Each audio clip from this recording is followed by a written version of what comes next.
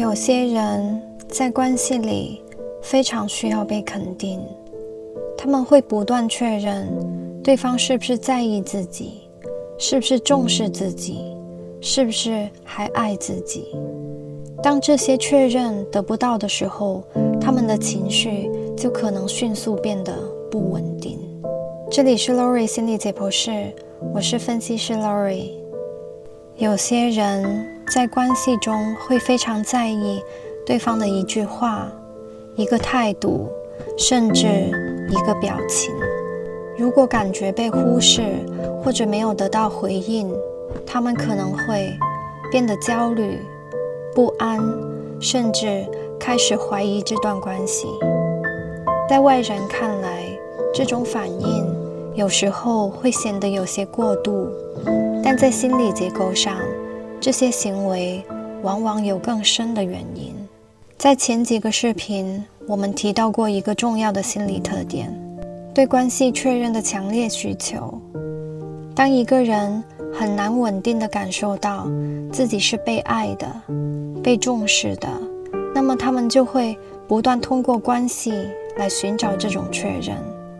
他们需要反复知道对方在意我，对方不会离开，这段关系是安全的。当这种确认暂时消失，内心的不安就很容易被激活。这种模式往往和早期的情感经历有关。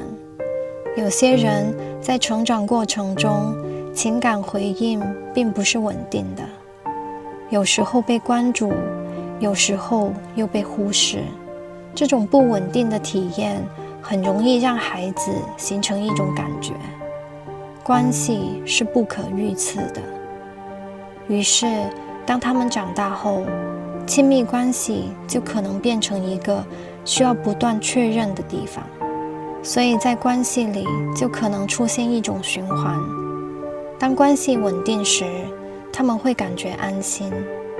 但只要对方的回应稍微减少或者变得模糊，不安就可能开始出现。于是他们会更多确认，更多询问，更多试图靠近。但这些行为有时候反而会让关系变得更紧张，因为另一方可能会感觉到压力，甚至开始退开。所以有些人在关系里的不安，并不是因为他们太敏感，很多时候那是一种深层的不安全感。当一个人很难稳定地感受到自己是被爱的、被需要的，那么他们就可能会通过关系来不断寻找这种确认。这些行为看起来像是依赖或者情绪化，但从心理结构上看，那其实是一种对关系安全感的需求。所以当我们看到关系里的这些情绪反应时，很多时候它们并不是简单的情绪问题，那可能是一种长期形成的关系模式，一种需要不断确认才能感到安全的模式。如果你也在关系里